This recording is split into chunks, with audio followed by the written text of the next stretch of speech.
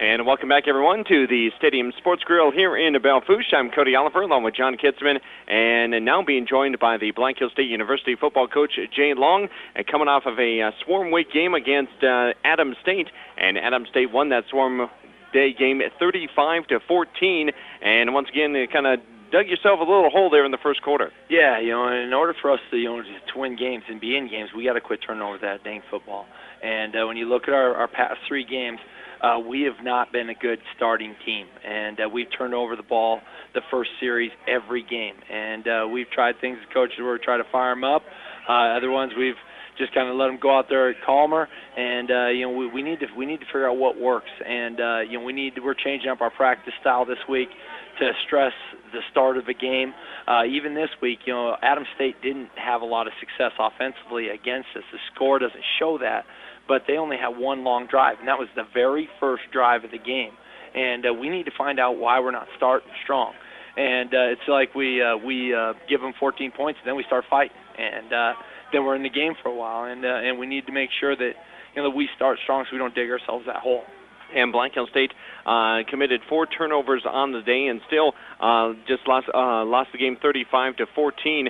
The Yellow Jackets going into halftime, though, kind of felt that you were right in there, had your chances. Yeah, when you look at our first 3 games, we've turned over that ball 9 times, and I think out of those 9, I would say probably, not exactly, but probably 4 or 5 of them are in that first quarter, first half. And once again, Black Hills State lost 35-14 as Adams State had a big third quarter, putting up 20 points.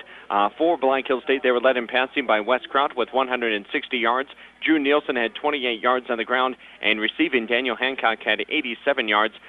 Continuing to see some good things out of Daniel as he just somehow gets the ball. Yeah, Daniel and Wes have a real good connection right now, and really our receivers, it's kind of which one's going to be hot for the week. Ryan's been hot, Reed Ruman's been hot, and then Daniel Hancock's been real consistent throughout the whole year, and he's our leading receiver.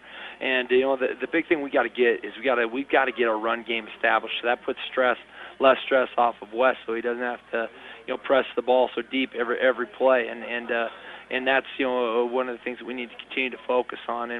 And once again, saw some good things defensively as the Yellow Jackets did force a turnover, as I believe Randall Hill had an interception, came up with a couple of big sacks too. Yeah, when you look at our team defensively, we keep digging them holes right in that first quarter, and that's got to end offensively. But defensively, I thought they've gotten better each week, each day in practice, and every rep they take in a game.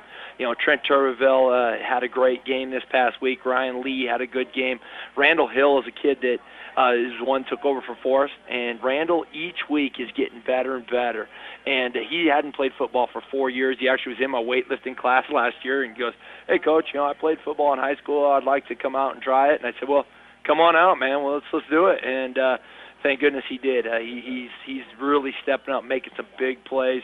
Black Hills State losing on Saturday to Adams State 35-14 as the Yellow Jackets go to 0-3. I hate to break it in the heart again, but it's Tech Week now, so we're going to be talking about the Hard Rockers and talk about beating up on our rivals over there this coming Saturday. Does this have a little different feeling as we're 0-3, they're 0-3, a little different feeling this week or not?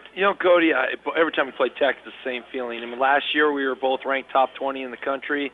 The winner of that game had an opportunity to win the conference and make playoffs, and there was over 5,500 fans at the game. It was an outstanding atmosphere. It was big-time football. When you look at us and Tech, we're the rivals on this side of the state. We're like the USD and the SDSU is on the eastern side.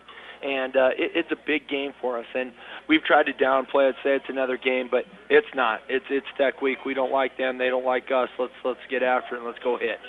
Okay, and once again, we'll have that game for you right here on KDSJ coming up this Saturday afternoon at, evening actually, 6 p.m. We get to play underneath the lights there at O'Hara Stadium in Rapid City as Black Hills State goes up against South Dakota School Mines and the battle of the teams that want to get their first win of the season, the Yellow Jackets and the Hard Rockers this Saturday.